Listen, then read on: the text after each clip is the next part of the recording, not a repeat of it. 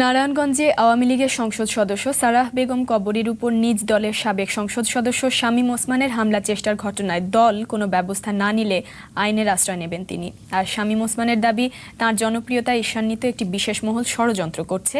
এর সঙ্গে দলের বাইরের লোকদের ইন্ধন রয়েছে। দেশ টিভিকে দেয়া এক সাক্ষাৎকারে তাঁরা এই দাবি করেন। নজরুল কবিরের রিপোর্ট। বাস ভাড়া বাড়ানোকে কেন্দ্র করে গত শনিবার নারায়ণগঞ্জ জেলা প্রশাসকের ডাকা এক বৈঠকে অংশ নিয়ে বিতণ্ডায় জড়িয়ে পড়েন আওয়ামী লীগের সংসদ সদস্য সারা বেগম কবরী ও একই দলের সাবেক সংসদ সদস্য শামীম ওসমান। এক পর্যায়ে তা হাতাহাতিতে গড়ায়। শামীম ওসমান শহর আওয়ামী লীগের সভাপতি আনোয়ার হোসেনকে ঘুষি মারেন।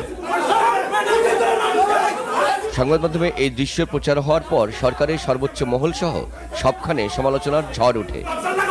আক্রান্ত কবরী দেশ টিভিকে জানিয়েছেন, তিনি দলের সিদ্ধান্তের অপেক্ষায় আছেন। আশরাফ ভাই সেক্রেটারি জেনারেল, তার কাছে আমি বলেছি এই ঘটনা হয়েছে, আপনারা কি বন্দোবস্ত করেন আমাকে জানাবেন। এটা আমি দলের থেকে কোনো সিদ্ধান্ত না পাওয়ার আগে আমি কিছু করি নাই, এবং আমি বিভিন্ন মহল থেকে আমাকে কথা বলেছে, আপনার যে অধিকার খণ্ডন হচ্ছে, অধিকার লাঞ্ছিত হয়েছে, এই মধ্যযুগের বর্বরতা যে আপনার উপর হামলা করতে চেয়েছে একজন সংসদ সদস্য হলে আপনার কী করণীয়। আমি আমার দলকে আমি জানিয়েছি, আমার দল কী সিদ্ধান্ত নেবে আমি বুঝবো, আগে তাদের সাথে পরামর্শ করব, তারা কি বলে দেখব, তারপর আমি আইনের আশ্রয় নেব।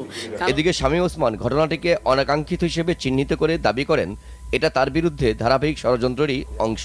এই ঘটনাটাকে কেউ কেউ মনে হচ্ছে রাজনীতিকরণ করার চেষ্টা করছে, এবং রাজনীতিকরণ করার জন্য আমার মনে হয় এটার পিছনে কোনো কারণ আছে। সেই কারণটারই বহিঃপ্রকাশ দেখলাম। আমি একটা জিনিস বিশ্বাস করি, truth is beauty, beauty is truth. সত্যই সুন্দর, সুন্দরই সত্য। যতই চেষ্টা করুক না কেন, সত্য বেরিয়ে আসবেই।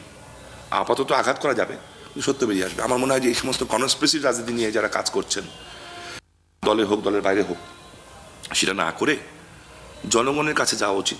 নজরুল কবির, দেশ টিভি, নারায়ণগঞ্জ।